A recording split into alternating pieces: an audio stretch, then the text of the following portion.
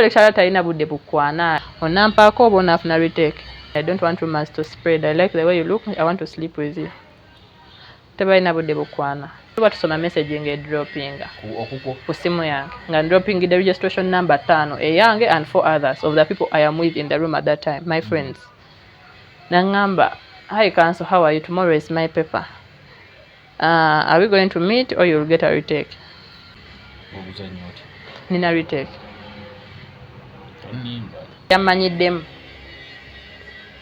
Twandibadde twagenda mu bya mirembe naye kati awo yamanyiddemu. So I move out mukubire tuogere mugambe mukulu nkoze otya. Let us deal it with me and you, but my friends tubajjemu. I move out to talk on phone and I see another lecturer of the evening class moving out of my classroom, my classmates' room. Naye naseka nenfa kusawa 8 ogw'ekiro. Kukwambala suuti nga nsitudde busirumba sitegugwa.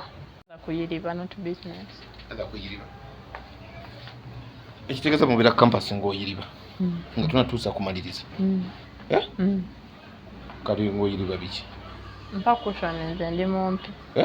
Mpa cushion mugongo gugenda kunnuma. No, timbuuza. Nga njiriba biti? Bingi. Kati gw'osoma mateeka.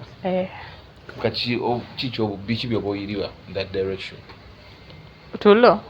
Mu byosoma. Nilo toyiriba. Mu mateeka tebayiriba, that's a professional course. Tulina abaana abagundi briefcase lawyers tebalina. Those are briefcase lawyers ababeera baagwa ku LDC. Ate baabawa. Kati awo oyo aba aina certificate y'okuba nga lawyer naye talina practicing certificate. Kati abo be bayiriba abo legal advisors. Ne basigala awo. Amateeka abagamanyi naye tebamukiriza ga practicing kati. Abebo mataka nina kulimba babeera amateeka balimanyi naye nga tebasobola di practicing. Naye wakuba ffe tetubimanyi najja nfera. Nakufera. Era nange ndi kusoma kubeera mufere. Oli kusoma kubeera mufere? Osoma kubeera mufere? Kifunamu singa okusoma. No, okufera mu mateeka kiri nti temumanyi. The public is ignorant of the law.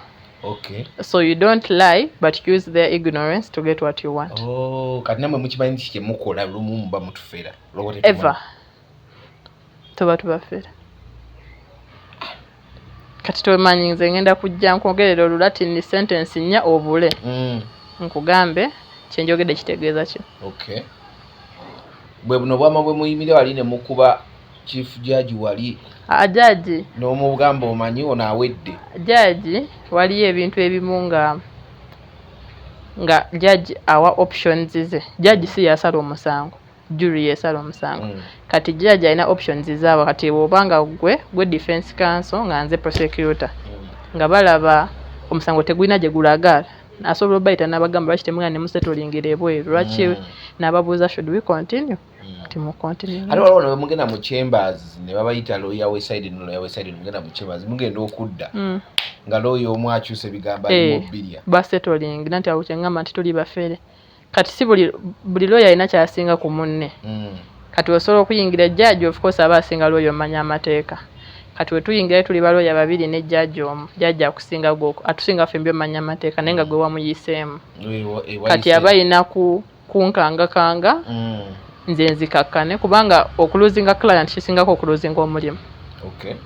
Kati alaba okuluzinga oyo client abadde agenda muwa million 4 mwe mugambe mugenda muwa million 6 nga lwaki abatajja n'akwefuulira n'oliyingira ekkomera. Obwe bufere bwamu. Buli asoma nanti butumenya. Buli asoma amateeka mufere. Si mufere naye akozesa obutamanya. Obwaffe. Ignorance of the public. Ne mutufera. Era buba bufere. Buba bufere obonfeze. Mbasi kufeze. Nze n'omusango gwemanyi gwakagendako baloya abasukka mu basatu. Ne 10 bawera. Ono bwe bamuyisaamu eggaali n'alya nga bamugoba nga baleeta omulala. Ne 10 basobola okuwera. Most especially mu misango ng'ejja family egyo. Family land ttaka balikayanira okitegeera. Lawyer omu asobola okugamba leeta y'obukadde 2 to processing letters of administration. N'obumuwa n'abulankanya ate ng'olaba gwe ettaka lyo balitwala ne bakuwa device funayo looyo omulala ye naakusaba kamu abiri n'ogamba oli si mubbi ng'oli kale ate naye n'akabulankanya w'omaliriza ng'oyingidde mu balooyo omusanvu oguze ettaka ddamba ng'oguze ettaka ddennyini nyo obadde olwanirira teryoguze nalyo balitutte aye nabo ne balitwala nye mama ekiviiri African woman bwavu bwe bunuma bwavu bwetutuusiza wano naye African woman kampasi eri balenzi babakwana ganda wange batuwa eki twaliri naawe abalenzi ba kampasi baavu nabo ba student ngaffe bali bisi abamu kati bwoyiriba kigeza n'abalenzi ba kampasi nabo bayiriba kati kankubuuze nga student munnange gwensoma naye agenda kutuula wansi ampe sente mmeka gwe bala sente nti kati tubale nti enviri za mitwalo 2 osiba enviri za mitwalo 2 enjala ziizino nawe ziraba za mitwalo 15 wa Eddie Nails mu enankulabye katale gundi osula kansango njalo zikulya nankulabye because he's a profession okay wa Eddie Nails mitwalo 15 ogame enviri mitwalo 2 zabide je mitwalo 25 asatu mu 5 loyo yagala kunfera nenda mbadde nti ngenda kubaza n'ebigere mbadde ngenda kugamba 25 n'ebigere then tudde ku 2 n'enviri jana mu 5 ana mu 5 wetuli awo just enviri na njala ebigere n'engalo katate enviri ziba za mwezi semester ine emyezi 3 awo mufunia ba Suga Daddy baliko eddogo mukwana so but yasoko obulire baliko eddogo Suga Daddy baliko kibooko so katosokera wale ku kyeddogo bajjo kali ba Suga Daddy baliko abakazi balina obusungu ekyo mukimena yatete mubaleka sometimes I've emphasized that part tumberamu kati wojja ku campus mulimu mikwano gyaffe akulidde Lukunjiri akulidde Embalala akulidde Kyegegwa Kampala tuseyo ku campus basi emutise emulese some parents tugenda gantu muzadde abatayina oba nga tamanyi okitegeera kati otuuse ku ssomero osanze gwokola naye oba gwosoma naye asiba enviri za mitwalo ameka 25 yakulidde eno amanyi ngeyo kizannya yayina ba Suga Daddy Bwe yamanyi nti nno nsobola okizannya bwenti nze sente nenzifuna gwe nolowooza azijjaka gwe nolowooza nti ogenda businika businisi manyo ne bazikuwa okitegeera ogasinikira mu buliri kati awo muganda wange ovudde mu kyalo ne kanotlesiko ka mitwalo 6 osomye nako semester esoose ey'okubiri ey'okusatu kanotlesi ku mutwe kaviiri bakaita notlesi kafaana kalayisi notlesi awalayisi 6 mitwalo 5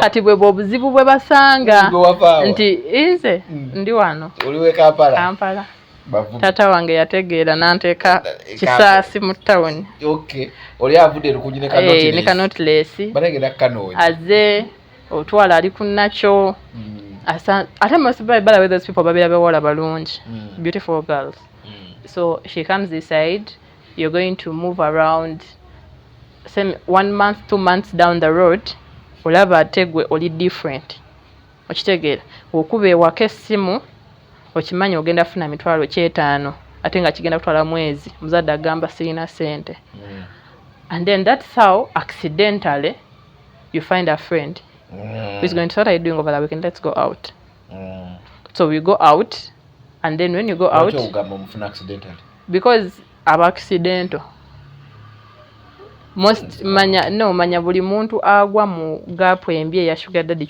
I'm trying to bring for you the picture of the Suga Daddy. That friendship is always accidental. Oh, okay. Yes. So tusagenda sangu mwale Kampala yokuva senior fo ababayiriba ba Suga Daddy yabayiriba kuva senior fo okitegeera yabamanyi nti nimba wano ne nimba wali wendaba nga nemeddeko awunga muddukako nga mbako oli okitegeera kati mugenze out kagambe tugenda ku Sirens tokiwuliranga nako Gambe tugenda ku ssero towirangayo. Agambe jjayo olugoye lwoyina ojjeyo olugoye agambe ne dadiya. Kankufunire olugendo okwambala ba mukwano gwo yazi yineza okonoona. You feel me? Already I know bwe ngabu na. Akuwako kamu taddemu enkondo yo ogenze kangambe ebugolobi bandale rise ekiro kimu ofunyeyo akuwadde abiri. You feel like God has rained on you. Okitegeera kati gaabire kitegeeze ncha ku macho genda kero kyusa akabiri badde bakakuvumira olumu badde bakugeyo owulira naye nga tunachakola tulina tugenda mukola kubanga akugeyeza ataddeko wigi ya 5 nenga yageyeza atatugenda mugamba kinti olimba abiri ogatwalidewo mu nviiri okubalaga kitegeeza okuteyo 10 osibyeyo kapensa kalungi okuteyo omukaago omulala kale ogenze wadde togenze waba Eddie ofunyeyo mu kibuga koledde enjala zameka zeena. That is going to happen for 3 times and you're going to now want to fit in that life.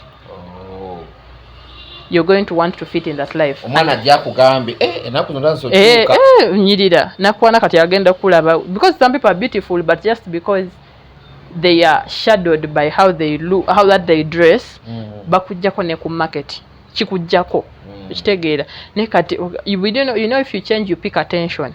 Yeah, true. Fefe nyini fa bagenda soko okugeya abawala tugambe sebo kani kakyusize enviri. The boys are going to pick now interest. So genda kulaba abakwana be bali oligo wawe namba akongedeye 10 akugambye let's go for lunch akututeko ku mistiru gyotalagangako akututeko otana kwabula okitegeera mulema abempola abempola ona abagwa kukagwirawo nazikuwa naye nga bichuma kitutte nanti kati awo gaba maziga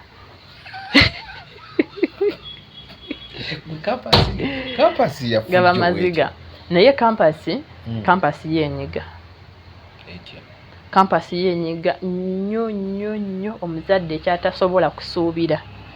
Because I feel like gone are the days when we used to pay tuition and you come to school and the teacher is in class for 3 hours and he moves out. Now you're going to go for a lecture and he's busy. The lecturer is going to say I've dropped the lecture online. I can tell you that on a day I use about 25,000 of data. So kolindeko abakola batya ajja nagamba I've dropped the lesson online or kichoka kyazina abagamba na oba kuba bukubi simu nagamba coordinator tell them to check on this website and pick the lesson. There are some campuses in Uganda which I cannot mention but they don't have physical lessons. They have online lessons. Alwaji musikale dele wabazade bamwe ne mu registering musomera waka. Nanti kati eyo jja tubimanyi. Nanti ngamba week esoka bagenda batwala ku ssomero. Mubere mu orientation weeks 2. Eyo kusatu musome eyo kunaba bagambe we are packed group 1 2 3 4 5 6 remain on what? On online. Okitegeera remain on online that means ogenda kwata data wa mitwalo 2 buli lunaku. Oyo wakatali ezo sente teziri ku muzadde zakoze atya za kuwadde ye akuwadde tuition as a hostel na kuwayo ne facilitation ezokulya 12 kati zino zisigadde otandise okunyigiriza okutoola kati otandise either ogenda ku you're going to be forced okwate kuzemmere olwo manyi abaganda bagamba enyindo oginyigirize vaamu omusaayi you're going to look for another way to get the money. Kati another way ye ndala. Another way kuli okuyiriba ko nkugambye bafresha kwe batandika okuyiriba. Kitegeera you're either going to start lying to get money gundi yafudde jaja yafudde muganda wasenga yafudde. You're either going to have to get one major source of income or many sources of income. You get me? Then there is another campus life. Can you get one major source of income? Really? Hey, mkama akube ekisima no sanga major source of income. That's 10%. I have friends who have one source of income. Bebatono yes. Nenga mkama wekisima kikwasiza because nenga nebazadde babwe source of income tebagimanyemu. Ate nedda muzadde sigwengo jogerako saawazi. Bamuzadde togenda mukubira emirundi 6 mu week. Lero opportunity namba gundi ayagala coursework wa mitwalo 3. Ate omulala ate yayagadde atadde lesson ku online katogenda kuba ku macho omngambe mami badde nsaba sente za koso kamitwale 3 azisindike atoddemu kawongezo omugamba teleso ne bagitadde online abatabitegeera alina kulowooza omubba and there's another group of ignorant parents nga ye teyagenda ku campus naye ng'akimanyi omwana agenze ku campus. I have a friend daddy we mpaka kati amugamba afunye first grade. I'm telling you the truth. I can call him right now. Yes. Ngamubuza afunye first grade. Ko mwana. Kati nandi muzade tachimanyi. Linda ko mwana yago. Ye nagifunye. Bana report na waje Musimba. What tagenda gisoma. We don't have physical reports. Our reports are online. I wish I had such parents. You feel me? Our reports are online. Ngenda kubikula poto. Nkulage wano C103 4.2 what is it? BA plus omuzadde atunula kubuza ekimu wafunye first grade. Muddayo. Oddayo ddi. Bazongeza nga nyingi. Ye muddayo ddi. Olono omubulidde. Muddayo ddi. Wayise. Wayise nti ye. Mwasasula makeup kale. Batwogeddemu ekizike. Kati omwana nze ngenda kusomera awo kati ngo wallo kugambe kati nga when we are joining this semester they have amended a lot of statutes of parliament kugambe baamendinze PCA baamendinze contract baamendinze evidence zana bino bigambo omuzadde because kyenkugambe ntino wali onyigiriza obala nti semester ewedde tebakuwa sente nyingi ngo either olaba this life gyoyagala okwata ya Sugar Daddy tegenda kuyamba kati oyina kuyiya muzadde tezisobola kugwa kubanga era ana nga wagambye nti you're going to live the average life at campus omuzadde n'omwongeramu kakadde nakkiriza tasobola ekitone nnyo oba ekinene 4 ku 5 ate nga naawe oba olaba omukozi otya omuyiseeko nnyo naye kennyini abaala ab'essomero limuyiseeko nnyo ate nabo banenya ssomero okyo ogenda ku parliament bayombe abaamendinze act agenda kunyigira ssomero essomero lyantama bakyusa fiizi buli semester kumbe gw'omuyiiya kumbe gwakola atya ekitabo kyebiri okisabye 7 batakimanyi tagenda agenda mu town atalo Nestle of Supply Goods 2017 atata ntajja gino you feel me then ekirala ka competition kabeerawo from fellow students mwana gundi avuga emmotoka mubalina ababajja nazo already wakaye sente gyeziri asoma kuba tata we yamugambye asome sente zonna zirina nina omwana omu alina friend wange alina mukwano gwe tuli mu mulimu gwe gumu omuwala si mukulu nnyo naye alina Sugar Daddy amuyita daddy yamuwaako lumu akabox omanyi olukazi bayita akabox Benz nzimanyi n'avugamu n'amuwa ne ATM daddy ampadde ATM card nzijeyo nembuuzawo n'omwana gwe tolina taata lwaki ebyo tabikolera nti daddy wa mwagala nnyo olumu amanyi n'okugenda ebweru n'amalayo omwezi weeks 2 biki wayita ebbanga ndooza daddy ng'alidde ebintu ebimu nga daddy takyakwata simu nagifuula bizi abagifuula bizi oba yanyiziza kitaata we ate simu akyazikwata ne mugamba oyo akulimba oyo teyali daddy oyo yali daddy wa ku lubuto. That is the problem kyembadde nkugamba ekyo nti that life is never everlasting. It's never everlasting because my dad used to tell me tewali musajja asobola kwagala okujjako taataawo. Sugar Daddy ng'alina mukazi we waka nga gwani ng'obadde ki era obeera naye nagamba sirika madamu akuba ng'omuli awo olina ky'omunyonya nagamba sirika madamu akuba tokuba ku ssaawa 11 ezo emergency simala ssaawa 3 nfunya emergency simu tebagikuba olina kulinda nki ate tomupapirako so that life omuntu akedde ku makya because mulimu abalina sente nga alina sente mpitirivu nga wakapakinga motoka 12 ng'okwata kasubalu kamu akakuwe tekigenda kola ki tekigenda muluma naye kaadi tagikuwadde ya motoka taatawo obwewaka nga muwa kaadi okitegedde oweewaki oweewaka yamuwasa muzaddemu n'abaana wawaka Sugar Daddy bamuzaalira lwaki abo bwasinga omaza Choka basingo mother usinga kwa sugar daddy bano Shida price yatugamba batawena mu kasete ko mu account nga kako nabana gisibe sugar daddy tebamuzali. Sugar daddy. Kada babana bafune mbuto ku campus. Bazifune. Ninga jebali. Yebali. But embuto za campus most times ziba accidental. True, of course. Omala batalumanyi.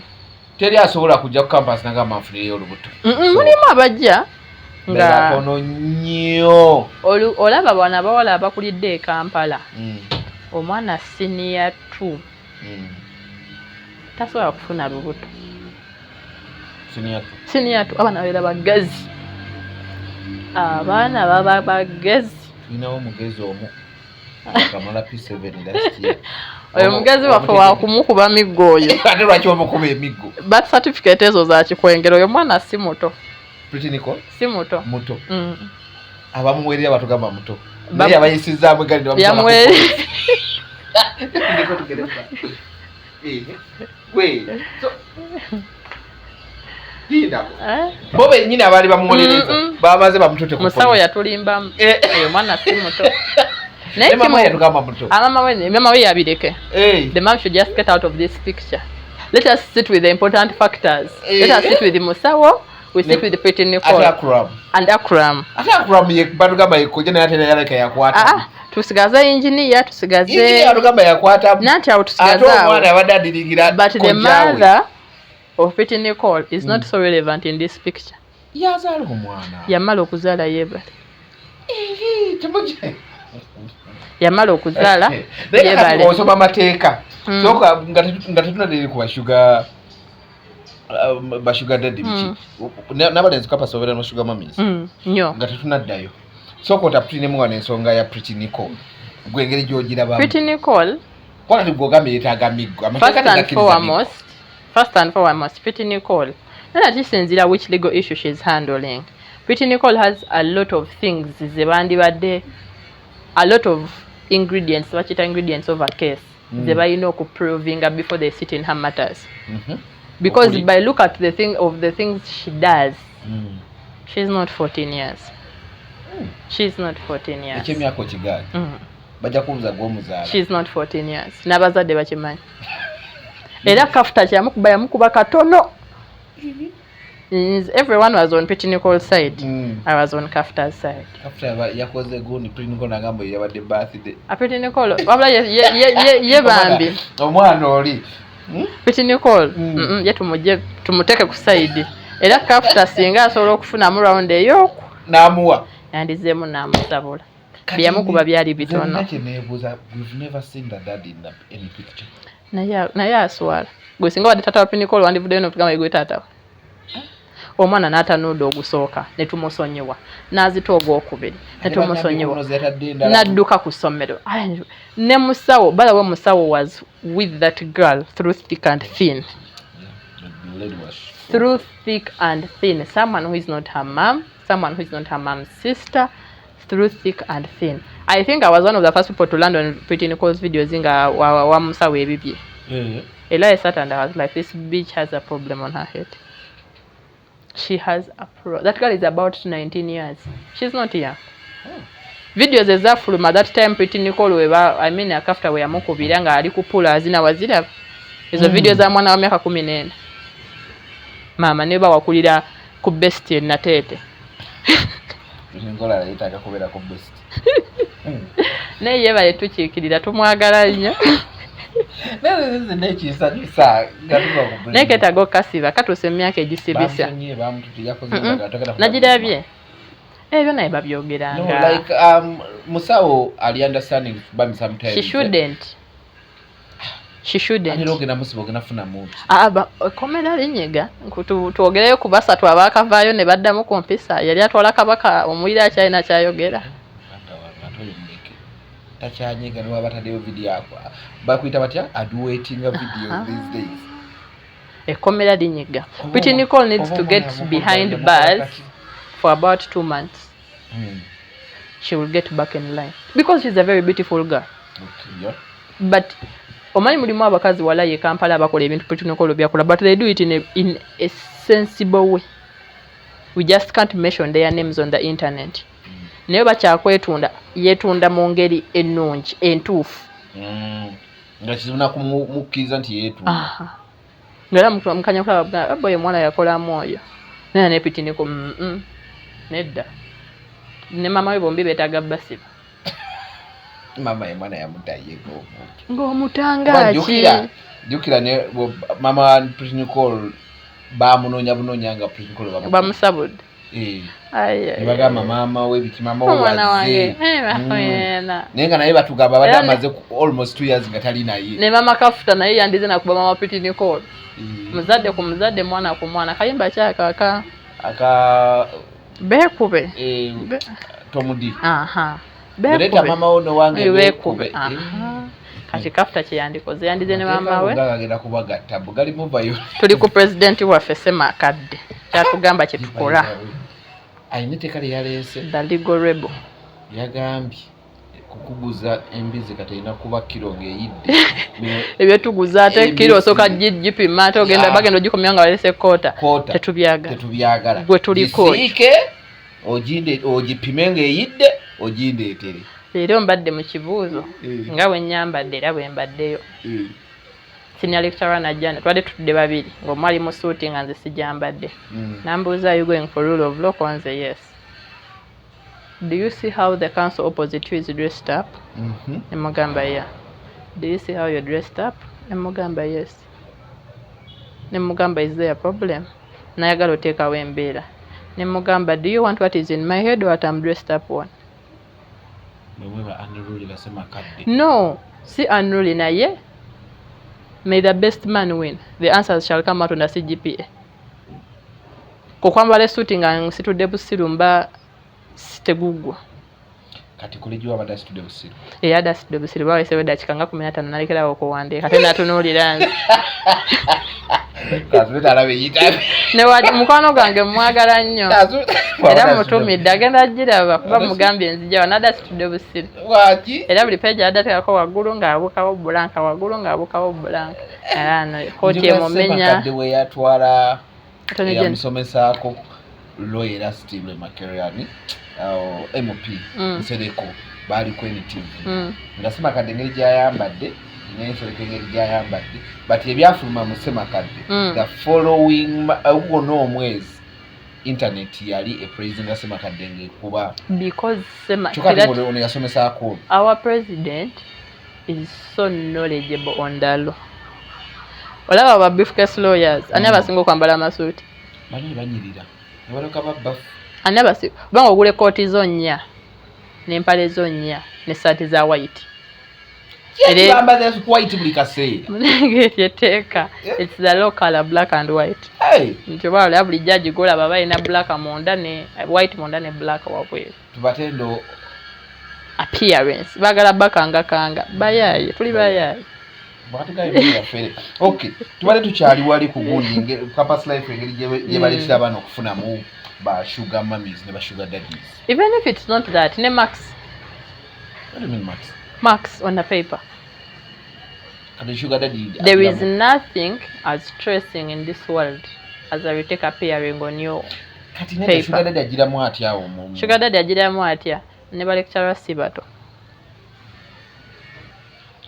abaana abo bali ebirungi lecturer si muto ne kati nsobola okugirayo esimu nenkulaga message ya lecturer ba lecturer si bato ng'akusaba naye because biba nomo nati nja kutwala mbikutereereze obitegere bulungi ba lecturer nabo si bato okitegeera lecturer agenda okuyingira mba ya 1 na sport nga omu babiri basatu bana batano mukaaga musanvu they all sport because our information is public we are in a class group okay okitegeera ate balina gino emikwano egiri mu 4th year nagamba waliwo akawala akali mu ya 1 oba ofuluma lecture yo jangu nkakulage okanoonyesa so the lie gye batuwa batugamba nti no tetutekamanya ku bibuuzo you don't put your name on the exam how would the lecturer know bro they know ate lecturer talina budde bukwana ate akutwala eri ate kati abafe abasinga balooya tebalina budde bukwana onampaako oba onaafuna retake wadde oyise yajja gikuwa ati wayise wange yagimakinze Remember, leave alone this betugenda okuwandiika. We present. Presentations carry marks. Presentation kati kibuuzo kiri tetuteekako mannya. Ne presentation kubeerako erinnya lyo. Era ogenda maaso okupresentinga n'agamba counsel, what is your name? Ng'oyogera erinnya lyo. Ng'atunula wano ku sheet ye. Ng'azitereka marks mu mutwe. Gwe ngakwata registration number. Addabuzi wali mu group ng'aginyigamu ng'ereflectinga phone contact yo. I want to see you. How are you doing? I love the way you look. Thank you, you're very beautiful. Taddamu kwogera naawe. Watawo mwezi gumu nga ina presentation. Ngagamba, I love your presentation. See me when you leave. Agambira na mu lecture. Ngana unabawulira. Kati teacher agambye, I love your presentation. See me when you leave. Oloza agenda ku ayinza bagenda kugamba kola research. Okay. No fulme bolo nagamba, do you have a boyfriend? Yes. Okay, keep your boyfriend. I don't want rumors to spread. I like the way you look. I want to sleep with you. Tebalina budde bukwana. Onasema nbasoso kusaga mambu. Onampaako bwago. Onampaako bonafuna retake. Last semester I was twali waka with my friends. Oyo mukwano wange nyine gwe ngugambye abeera mu suuti. Asitudde busiro. So I was with my friends. I had the paper the next day. One of the papers of that person the next day. So night like at 2 in the actually wali budde buchamanyi campus tutera kusoma kiro. Banga abana be mwino budde ne mwekunganya mu hostel room emu ne musoma. So tuba tusoma message nge dropping ku simu yange nga dropping the registration number 5 eyange and 4 others of the people I am with in the room at that time, my friends. Nangamba, hi counsel, how are you? Tomorrow is my paper. Are we going to meet or you'll get a retake? Nina retake. Bakkiriza okuleta simu ku interview. It's okay. Bakkiriza. You pass the paper. Simanyo ba maxi bazijjayo ku poto katusabe babenga tebazijjayo njikulage weefaanana. Kyatoo gifunya na ku 49. Bango inagenda mu office ya kuweye mweri esigadde because by campus rules if you get 49 you're supposed to get extra 1 point to make it to 50. Na lecturer yenyini ya inojiko. Kato inagenda jali ajiko. Inagenda wali. Ajikuwera ku 49 so that you can look for him. That you have to look for him. 48 49. Era buli muwala afuna liteke ku 48 49. Omanya. Ono ba mu kastanzi ya kapasitenti niko kunonyeza abana ne ngamba ono ali ku 48 49. Buli gola ba ku office simanga agenze mu Parental kusaba paper kusabira maxi 48 49. Ngomanyo omukulu amwetaaga. Do we have lecturers abakazi nabo abakola binabalezi? I wouldn't say I have heard of any. But I think, I don't know, I wouldn't talk about that engeri gyendi nti ndi muwala sibimanyi at 2024. Let me try to log in into my portal and I see if I can get it. Yes, Kati, actually during that same time, Nadi, thank you. It is there, total. Are you seeing the exam? The exam is out of 60. I passed the exam. You passed? If but it's out of 60? This is the presentation. Okay. But you passed. Yali out of 16. Yali out of 16 is jayo 42. That means the wali muntu asobola kufuna 42 ate nali makola presentation. Because these are my other marks for presentations. These are out of 40. There's 26, there's 31, there's 31, there's 28, there's 27. That means siri musira. Naye abesingira wano yukene si yajimakinga. Naye eno yajiwera max. Eno yajiwera max. Kati naga nti kakunyigire wano so nodda kuki kutoto wano mu 49 akuwe F yo kati wano omalize oyina munoonya akongereemo okufune yemu you get what I'm saying. Sinaba nebo jali gendayo. The beauty about campus is you can switch course units with different lecturers. So njirinze semester ja njiswitching yamanyiddemu twandibadde twagenda mu byamirembe naye kati awo yamanyiddemu sigajja mu byamirembe wanugambye okay nandi muganga tuteese ki ekiddako naye kati awo yamanyiramu n'ayagala obizanyira mu bitabo si GPA tosobola gikuuma gituusa ku ate ye naakusimba F So that same day, when that day was a very beautiful night for me. Kati hostel jukira. Beautiful how that someone is playing that night we are syndicates on message ngatana fulumiza max. The night before nga tetunakola paper yetu agikola the next day. Kati chekire kyake sororo na ku message eyo ya jinsindikira. So I move out mukubire tuogere mugambe mukuru nkozo otya. Let us deal it with me and you, but my friends to by gym. So Fuluma, I'm not so friendly with girls. I don't know why. I'm more friendly with boys. Okay. So even at hostel wetwaliwo abawala basatu n'abalenzi batano. Yeah.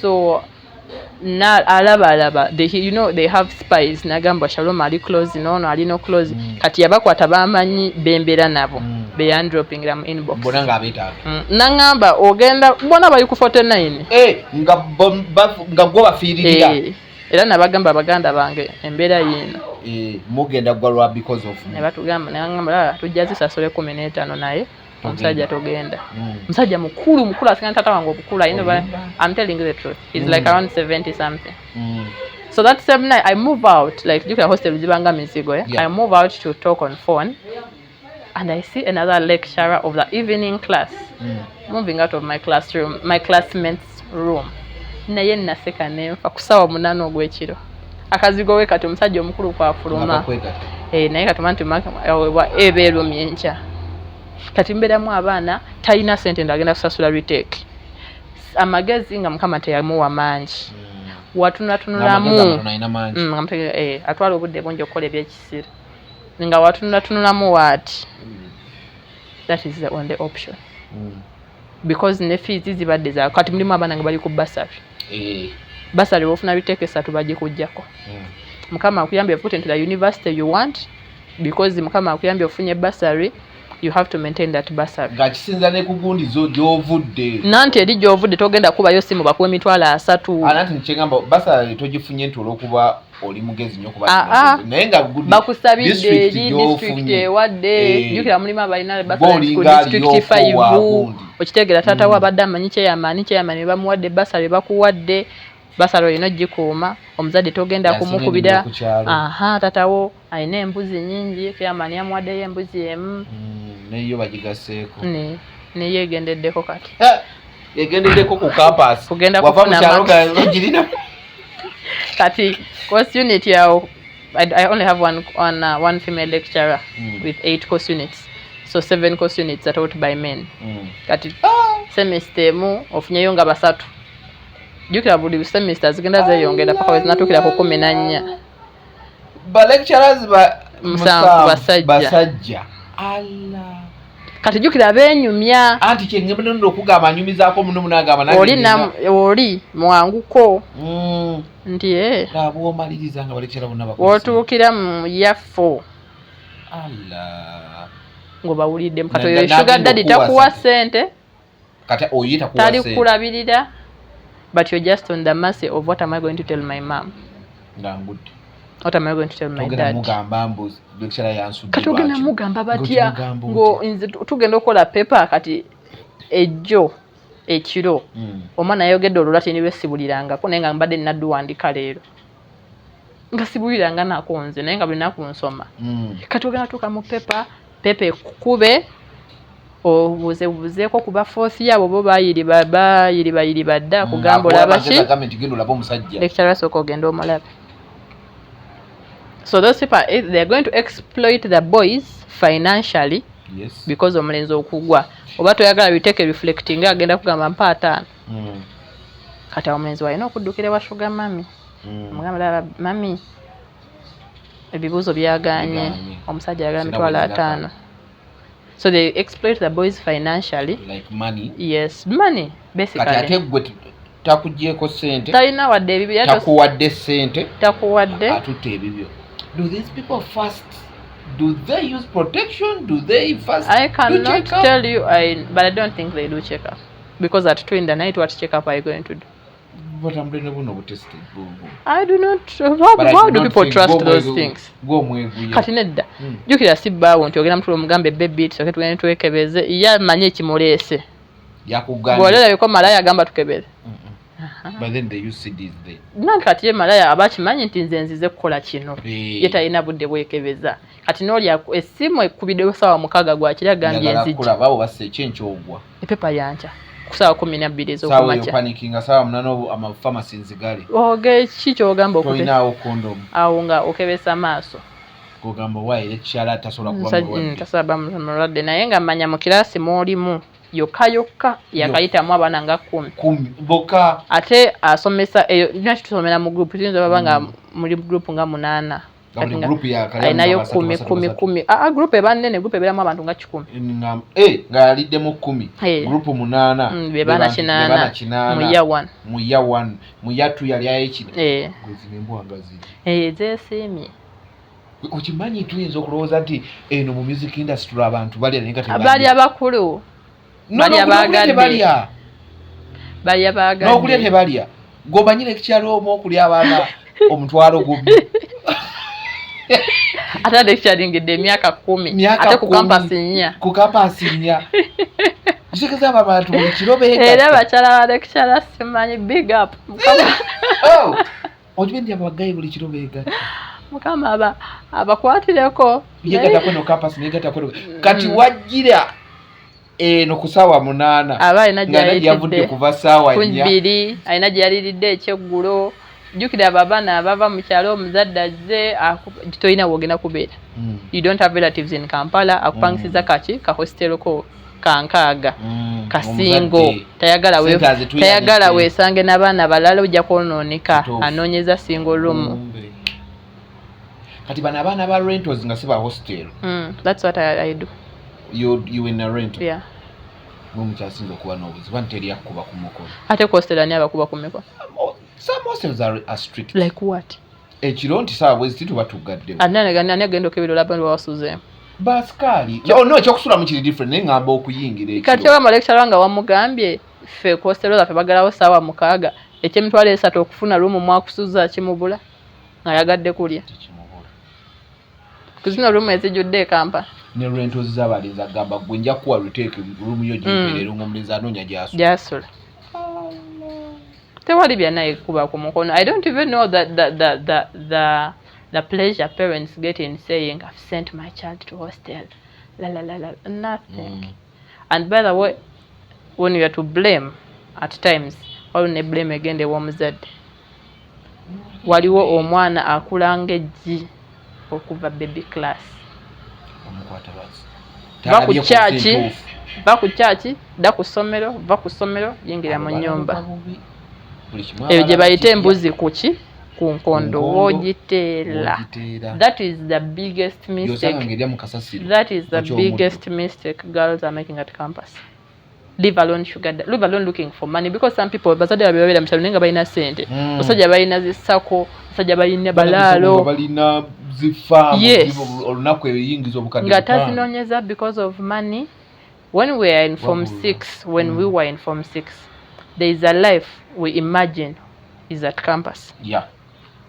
Okitegeera era omwana azubala ku ngalo waati emyezi 8. So some people get different intakes, but generally for Uganda it's in August. So from December abala emyezi 8. Nenda di ku campus. Yes. So whatever they imagined is supposed to be done at campus, they want to do at campus. Okay. Whatever they have ever imagined. Buli kye baali bawulirizaako nga banyumya, buli kye balaba ku TV, buli kye baali omwana omuwala ayambala kateeta ya kampi, ate ng'ewammwe muli bakatuliki bisiba wansi ku bigere. Bwayingira campus kasooka okugula ate bwassatu obwaffe abawala. Ekiro babutemi manyi kati batikitesi kyagalawo ki bateeka butesi bweru. So that is the biggest. By the way, that is the one thing parents are supposed to understand. They need to make these people know the real world. There's an age that needs protection. The age of P7, the age of P6, senior 1, senior 2. Naye omwana wayingira mu senior 3. Omwana oyo aba atuuse point gye bategeera gye bagamba alina okutandika okutegeera ensi without you. because gogenda kulo bagamba batya abaganda se okuma lubugo but lubale mubbe okitegeera kati ekintu ekyo kyogedde n'onzijukiza. Do you know Sugar daddies abasinga ku campus they are family friends? Nkugambye nga wokyogedde nti nindako ngenda ku campus yakufunira ne room jukira muzadde wali mbali tagenda kujja Kampala anko wali abera Makindi ajja kufunira gyosooka n'osula ennaku esatu z'otuukidde Kampala nga si anko obyadde wabula family friend nga bamuyita nanti kubanga yava Kampala genda Makindi gyogenda sulayo week emu nga wonfune ennyumba anko wagenda kufunira ennyumba gundi rento oba osemo anko wali na buloka eyamufunire wabeera agenda kufunira. Most sugar daddies in families is so protective. Family friends. And obusiru abazadde, I'm sorry for using that word, bwe bakola ne ekyandibadde nga upkeep bayisamu anko. Yalina omukutwalira. Omwana atugambye gaasi yaweddewo naye omanyi oyo omwana yatuuka e Kampala n'ayayuuka. Ngenda kusinikira emitwalo 10 ojja mundabirira kyomba omunkolera. Bw'atuuka akuwa 2. Akuwa 3 tezimuluma. Tezimuluma. Kyova olaba abaana bwe babeera ku campus night clubs ezabbe ebeeranga visitation day. Nti osanga omusajja alina omuwala ng'alinga muwala we nosanga omukazi ng'alina akavubuka kalinga katabu alinga z'omubuulirira balinga bali visitation nti bazze sa family day out kumbe tuli mu disco. Kati ffe me personally I grew up in a family that was strict, but there was an age I reached and they started releasing me. Okitegeera curfew nedda ku 2 nedda ku 3 nedda ku 5 you get oba togenda komawo tukubire if you're not going to come back today tukubire wasuzeewa kati muzadde wange amanyigwe nti halo mami ngenda kusula wano leero. Now if you've built kati in 3 years that I've been having that type of freedom not that bangamba kwamanyi kola byoyagala no mpola mami nafunye omulimu kati sigenda kuddamu kugulira ngoye kuba wafunye omulimu tandika okukola nga weerabirira. They start building that kind of open world naye kati oli ava eri nga n'engoye ezazza ayambadde bazibaze bw'abadde yazireka e Kampala tasulangako mu bweru ssaawa 12 aba mu lujja nga bukya ssaawa emu kolwo tugenze ku birthday tukomewo ssaawa 12.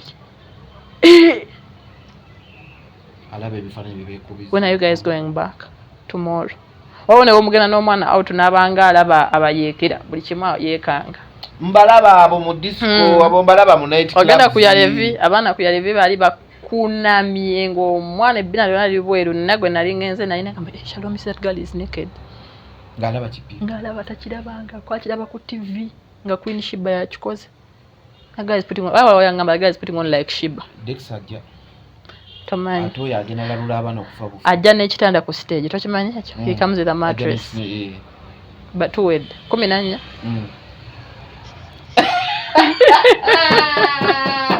Atagenda ku Yalevi.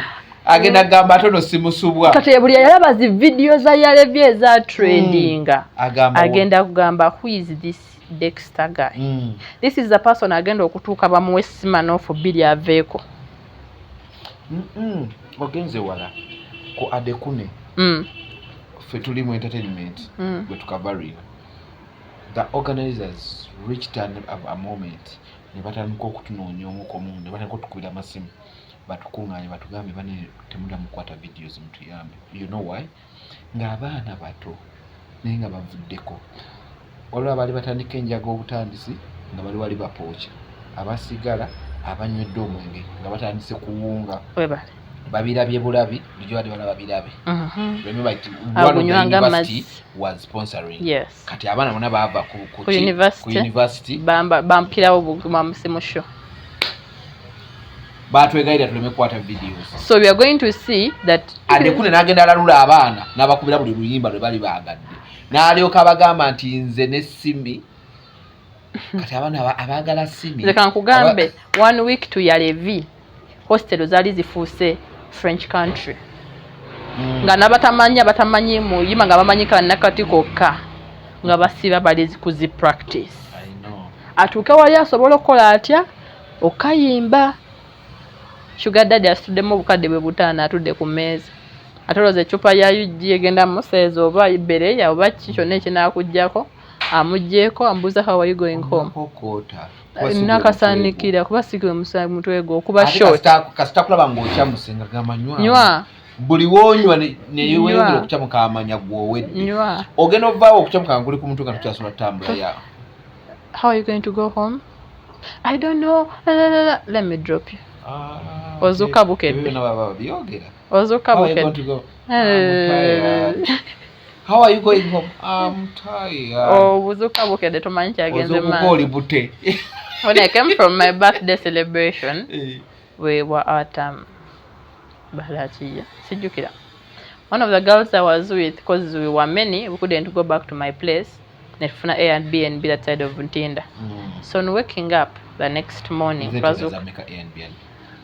around was it 70 at night yeah at night but it was a good one it was a good one everything inside so we twafuna rooms isatu because we were many 3 rooms so the 2 girls who I slept with in my bed one of them nazuka kumacha ali awo munakyalo wange gwe nsinga okwagala nsesa kufa yaŋŋamba nanti kati ye mukunywa ye yalaba abantu bakasuka short oba yali alowooza banywa amazzi I think it was tequila gold which they were doing on shots so I think she thought they were drinking water kati nga yalaba bakuwaga bawaga nanti baŋŋambye how old are you making nenzogera ne bayiwawo short 24 zwi naye n'abaka n'afulumamu kati ffe twasigala munda ye n'adda mu mmotoka waliwo yamutwala mu mmotoka twagenda kuddamu like getting back to ekuŋŋaanye nga ffe twaliwaka naye nga giddeko ku makya yazuka n'aŋŋamba you know yesterday I went with Anika but I'm not feeling it inside my dress I swear upon the living God natagirina ne mugamba now try to trace your steps yaŋŋamba ekintu kimu the last thing I remember when they were counting your years. So the person who took her to the car yamulye yagenda tunyonyera nikayo omwana we yasiga so bamulya nga tamanyi era namugamba kintu kimu tugenda ogula epiira batugenda kutwala lubuto wamu ninga nange because we were many people nga sigenda tandika kuba simu halo gwe yalidde ono nedda halo gwe yamulidde nedda halo we were many twabuuzanga bubuuzi ono ayiwande ali motoka yeebase we were many Suga Daddy asigula oli n'avaawo ku table you know how things are in a bar mugenza 2 1 hour later mulinga 10 muddamu kwetegera 10 nga mufuluma nga muzzemu muwezi 2 oba nga kuliko agamba nze nkyami so twaddamu ffe kwekuŋŋaanya tusigala ali mu motoka yeebase yadde atamidde ali safe ali motoka ze twagenze nazo and those are people who don't know how to use protection. Definitely. Those are people who they don't know how to use how to swallow pills. They don't know if omuntu sirime kwatira munnaku mmeka tamanyi oba you feel omuzadde abeereyo okutuka mutima naye nga nsobi yali yiye nontu intudubu kukumanga omanya akasente ng'osigazaamu 15 mu bulamu ate abazadde bali fane tubeera ku campus agamba saagala musajja ku lunaku lwe bakutikkira senga situkookogera agamba omwana amaze osoma kati tuzaako ombaga kati ne weebuuza waliyo essomero gye bagana ne balondayo bulonzi abaami tebaagala obeera na musajja tebakulaga the way through the steps but at campus tolina kuba ki na musajja ku graduation bakusaba musajja kyokka bali bamugga nina nze abazadde n'ekintu ekinsobera ku bazadde era I don't know oli osera okireeta bwe tuba tukula si balenze si bawala from primary to P7 ne bakusanga n'omuvubuka gibami kufa from senior 1 to senior 4 totuletera wano embuto zo totuletera wano obwana awo na baba bakugana ki relationship from senior 6 to senior 5 to campus okweraliikirira mwana ffe tumulaba nkona muntu mwe mwenyini mukuze muŋŋamba bibi saawa eno mugamba mbobandika ekikyapa mwabiŋŋaana omaze campus oyingidde emyaka 28 twagala muzukulu bamanja ofaani agenda okusigalawo mukuze muŋŋamba bibi. That is why I love Mami Zaira baby, the TikToker. I love that woman. I love the Blue family. I love Mami Blue so much. Zaira yogola batasobola kukola nsobi. Definitely can not tasobola. She can't. Amanyi whatever because she has done it and she has done it in the right way. She has done it mu ngeri eri respectful to the mother. To the parents, yeah. Okitegeera. Kati Mama Zaira yesizeegesa. Kati and if it happens, they know who to ask. They know who to ask. Because amanya kisinga okuleeta obuzibu kola bintu mu nkukutu. Bwe manyi nti leero ngenda kulaba n'enkya ngenda kulaba n'eruli ngenda kulaba sirina hype.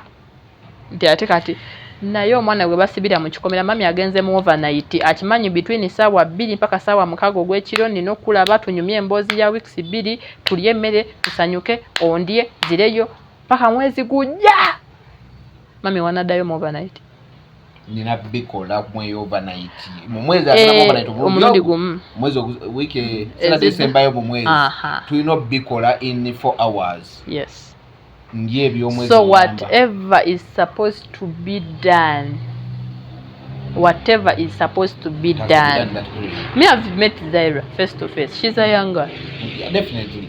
Aligena kumala gundi. Wakina mala waliwo abana bamala form 6 nga bakulu, but her she's young. Physically she's young. Naye yo muntu kati mama we kati Zaira agenda kutereetera olubuto ku TV nga Mama Zaira gwe you even say how is my mom going to hear it why ye yanzikiriza abo zona wawo tunono Emily cause ba yabira ko ne Emily olaba ne Emily engeri gye yetwala like ndoza mulimu abazadde abamu abali open families tegeera abali open with their children abali open with their girls ukitegeera.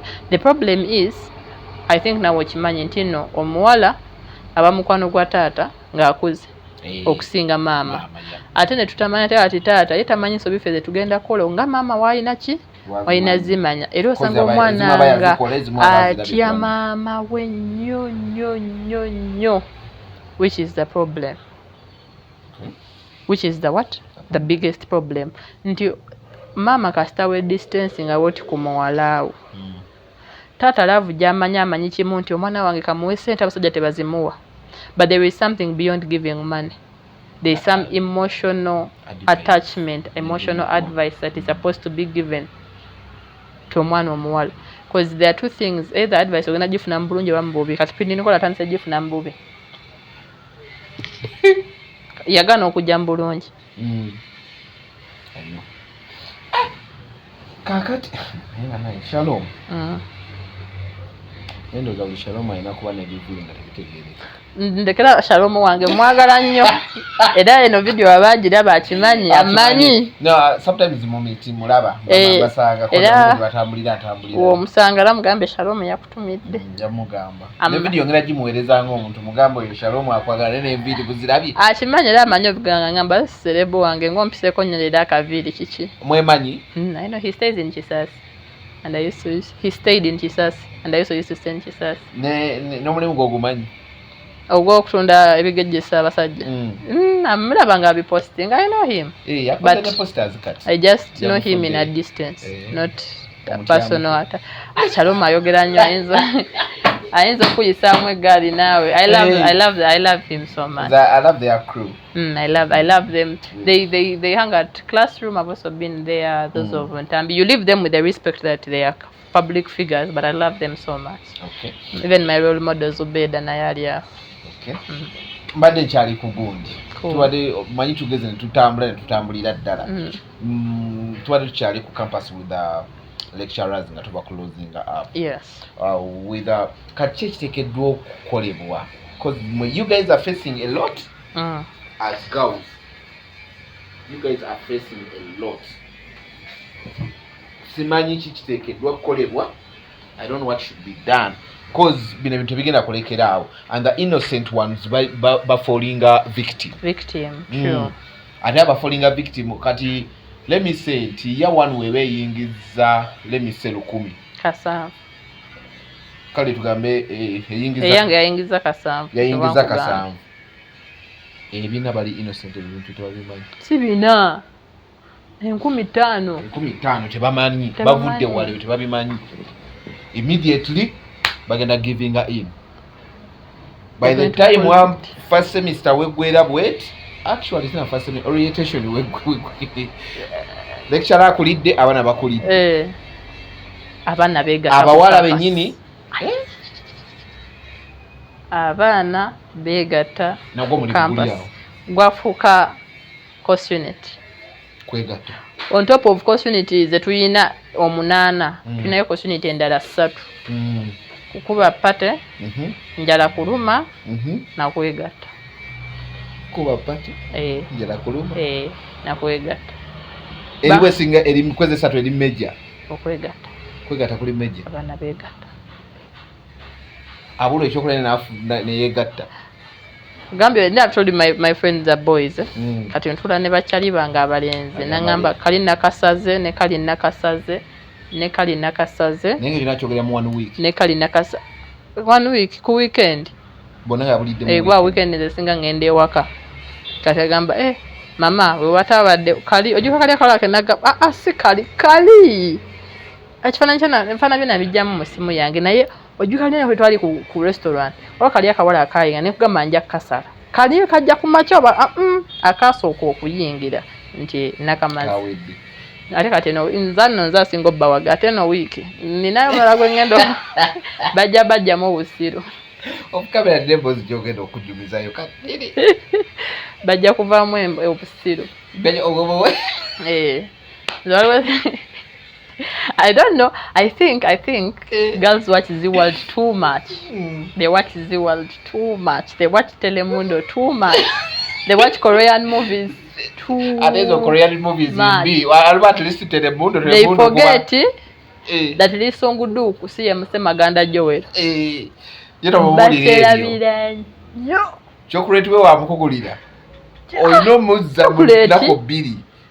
Chocolate chikomana mulimu abawala abamu nga they are blinded by love kyawala abamu bagamaza bakasukayo ne babalya nga newo mugamba kagamba yagala mulemesa musajja nga yalabira ddala ono musajja ngenda mufumbirwa njawo bera no nze sigula mmere waka nyumirwa nnyo okubeera ne bakwano bange abalenzi abalungi hani ajja shoppings alobe oliwa ndiwa Shalom mulidde nte tunalya bakimanyi Shalom anywa Pepsi omunene baleeta enkoko wali ku UK Mall ne basenjogera ne waliyo nyingi era eziryawo UK Mall nyingi ne baleeta enkoko nakati nange balina okunsanyusa nze nga sister balina mulimu n'abalina ssente nga mwana wa mugagga definitely nenga ali ninaye ekyana ky'omugagga kibeereyo bwe bajja mu kalina etunulanga muntu bamuleetera mu motoka leeta alina mu hostel bamuleetera mu motoka ku makya driver n'asibawo n'amulina paka kawungeezi misana ate lecturer agenda kubuuza nti ono student tasomye leero talina budde mulimu 2 appointment agikola ya ssaawa 4 you know my driver is going to wait for me but I told mom I'm having a discussion so I think I'll come and see you avuddeyo n'ekyomukaaga ekyolwo olunaku yasabye sente z'ebitabo ne batukolera shopping anti bagenda mulira wange ne bamukolera shopping ne batukolera shopping fenga bamulamu abatukufu yoyo omwana akulidde mu kikomera akwata essimu yange n'alaba video nga muli nagamba Shalom this video is at 3 am amugamba yeah I was out at that time oh my god if I can't do that blah blah blah blah blah amugamba really get time and we go ngagenda kati taata we amasuuti gakuba ogenda gamba omuzadde nti saa mwenda siri waka naye gweva ku bino ebyekiro let me tell you some night is nothing night people are sleeping during day itako mu hostel abakabira mu Luganda abakabira mu Luzungu abassa obusi abakuba ebitanda abasirika nsana abasirika nze nyumba yange nene ya rooms 2 kati mbeera mu ddiiro nga nsabira be basanjagira mu kisenge.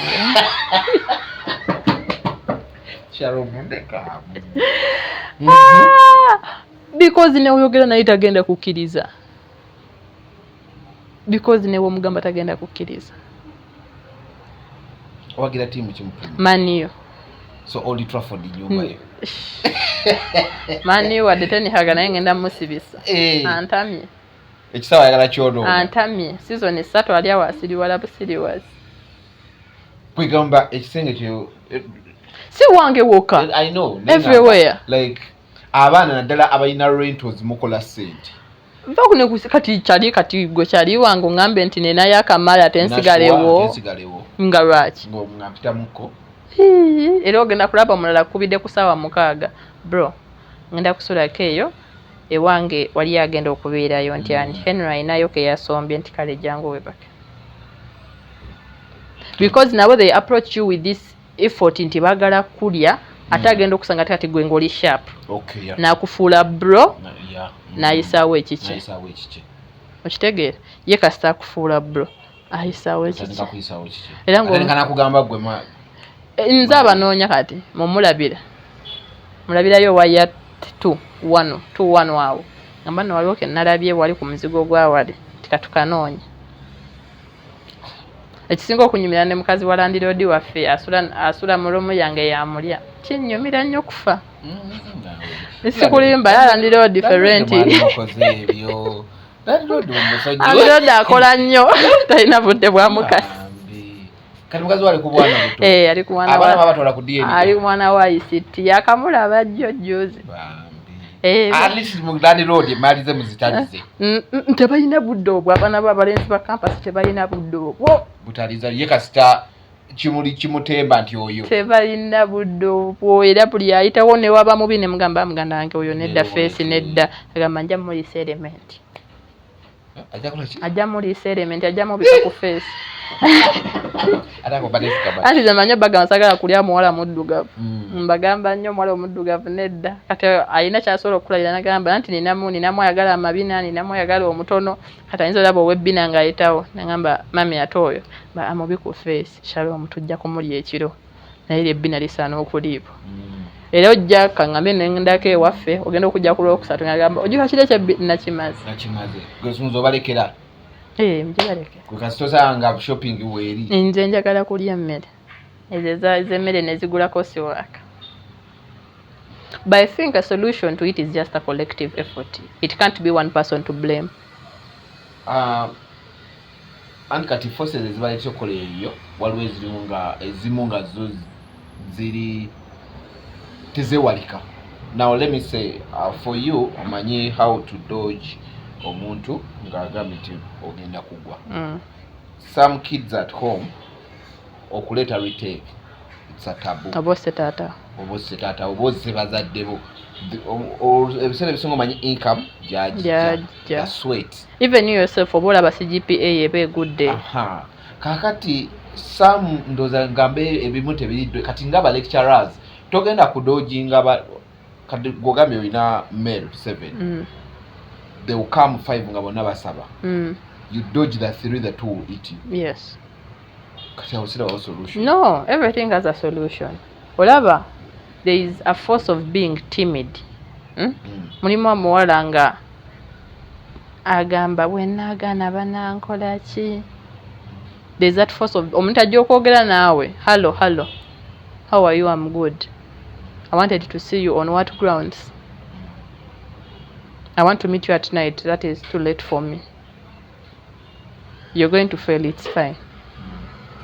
Okitegeera notekawo ekyo kiraga kubanga n'aba fourth year batulinda bakubya ba lecturer. N'aba fourth year jukira faculty ebeemo mugenda mweyongerako buli flow ova mweno kati abaja wano ne baddawo mu ne mudda waggulu. Kati aba fourth year beera bayimiridde eri babalaba muyitawo baba bookinga bu bookings. Okitegeera kati never lecturer it's the same thing. Our fourth year wakugambye okutwala out n'omugamba I'm busy at that time. If you know you're not ready for a relationship, if you know you're not ready for boy mulimu ne heartbreak edemesa abaana okusoma. Yeah. Kyowa ngambe abaana balekera okulaba ebikoleyo.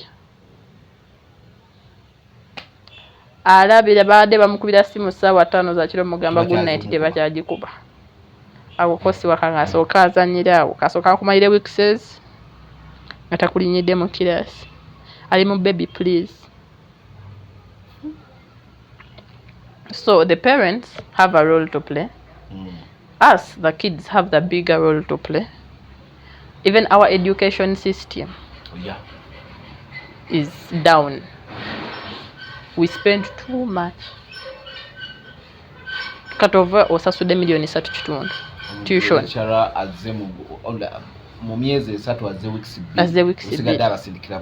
Waliwo my previous semester waliwo lecturer wa liability. Namalako emirundi ndoza ngena. Natuka na setting paper. Pesa misa ya miezi ena namalako emirundi ngena. Natuka na setting paper tenga lagala mwagala mujiyite. Kyenakubuuziza luli in the first place. Kyenakubuuziza luli in the first place. Ba lecturers right now. Kanda universities nezikendeeza ku sente. Sente ezisinga nezigenda mu online studies ne musomere waka. Cause bibakola amalako omwezi nga buli kimu mu WhatsApp group mwateeka link. Mulimu courses where we cannot do it online. A few mugende. Yes. Ezisigadde nga ziteekibwa bakikozesa nnyo. Ate kino ekya lecturer obutajja asomera ku mobs. Monday, Thursday and Friday. Talinnyayo. Yeah. Ever mu WhatsApp group link mwebeera. Nogenda ku Zoom. Online. Nogenda ku Zoom. N'otuuka ku Zoom nga gundi wamwe yaliko yabanyi. Mobs yakola bulungi nnyo by the way. I love Mobs is just because I don't do a business course, but I love the way Mobs teaches.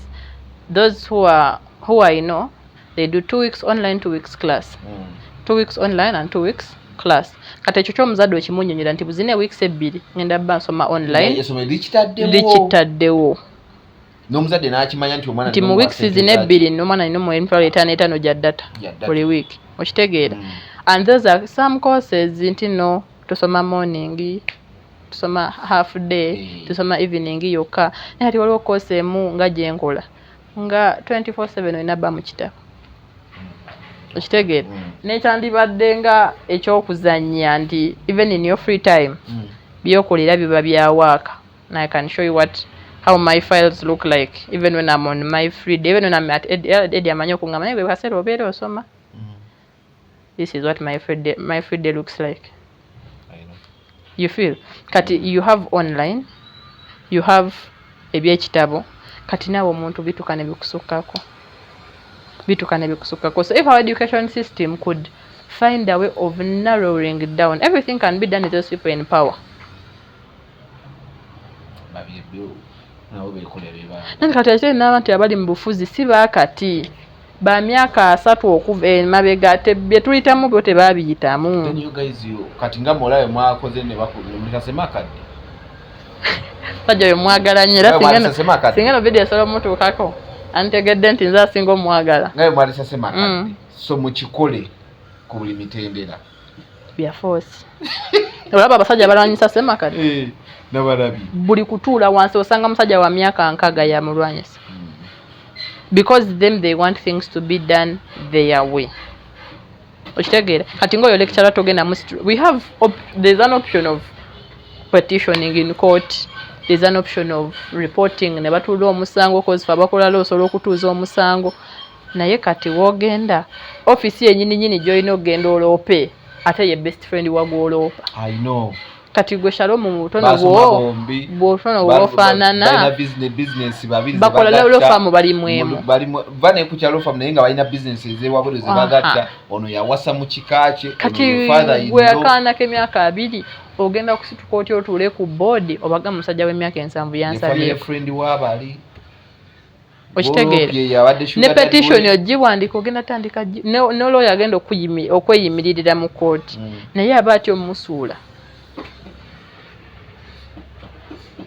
Shalom tujatandikirawo atuzemu.